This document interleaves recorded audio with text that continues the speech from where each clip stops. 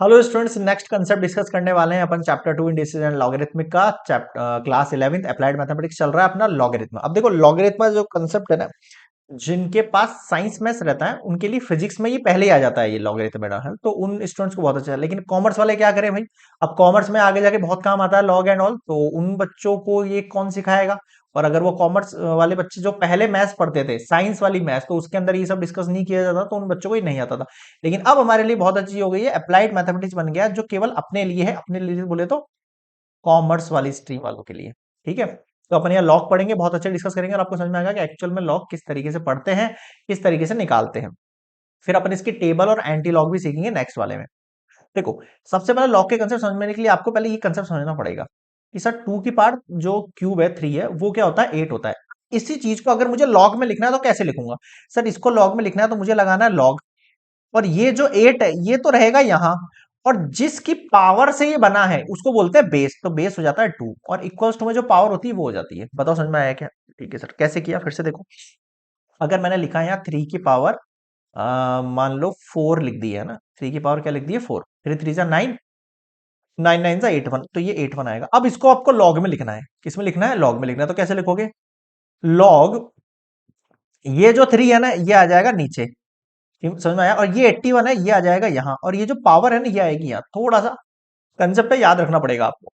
अब मान लो मैंने लॉग में कोई वैल्यू लिखी, मैंने लिखा है यहाँ पे log two five equals to क्या लिखूं यहाँ पे। अब याद रखना वैल्यू करेक्ट भी होनी चाहिए, ये भी जरूरी है। वैल्यू क्या होनी चाहिए, करेक्ट भी। ये आपका क्या है, बेस है। ये आपका क्या है, बेस है। ये आपका आंसर है। अब बताओ टू की किसी वैल्यू में क्या बोलते हैं, फाइव आ सकता है कि सर नहीं आ सकता है, नहीं आ सकता है। ठीक है, तो मान लो मैं यहाँ पे 16 लिख रहा हूँ, तो आंसर मुझे ऐसा लिखना है जो सही में बनता हो।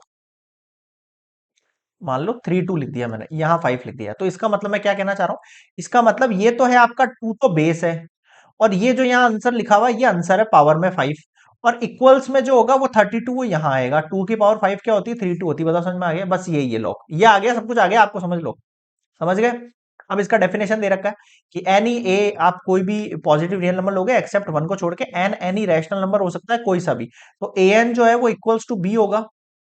हाँ सर ये तो कहते हैं अपन, इसमें एन जो है ना वो है लॉगरिथम ऑफ बी।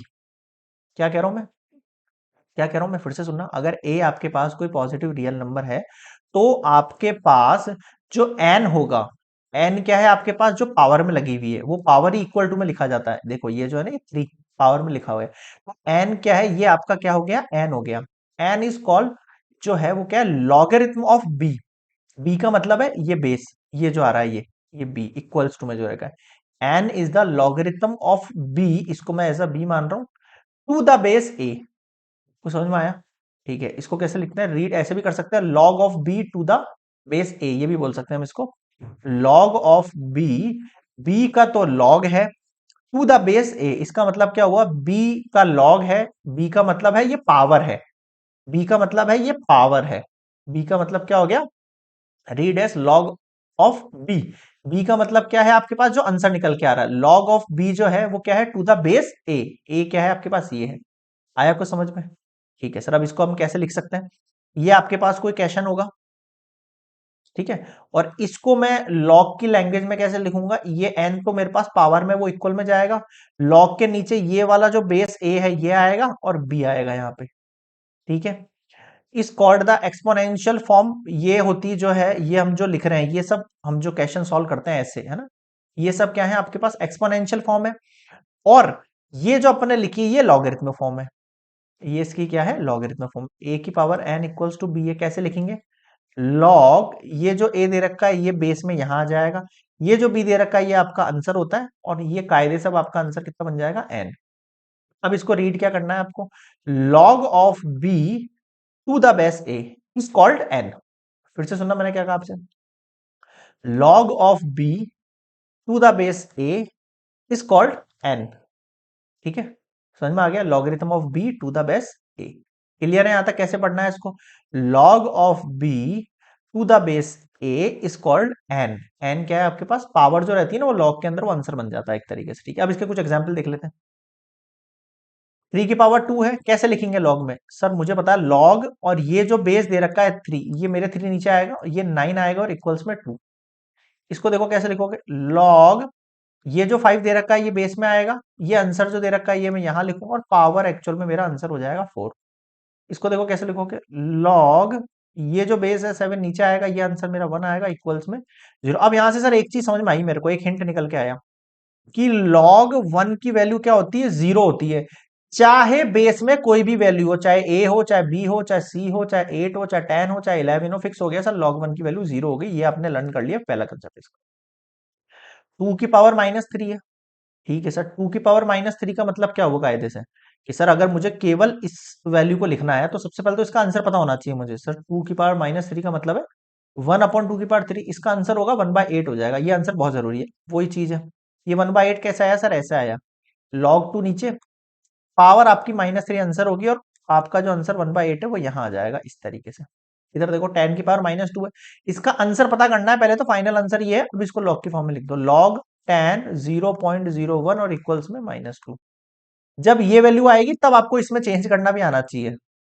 जब ये वैल्यू आएगी तब आपको आंसर में चेंज करना भी आना चाहिए। देखो आंसर चेंज करना बहुत आसान है, ये आपके पास बी है एक तरीके से, तो इसको उठा के 0.01 लेफ्ट में लिख दिया करो।